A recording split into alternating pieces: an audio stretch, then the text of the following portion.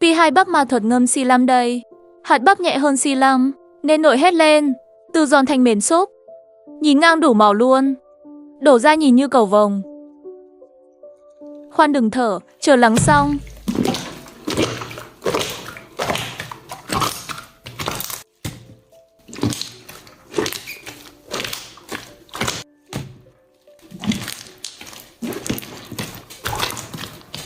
Trộn nửa tiếng rồi, hạt bắp vẫn không đổi. Chắc không trộn xi lăm được.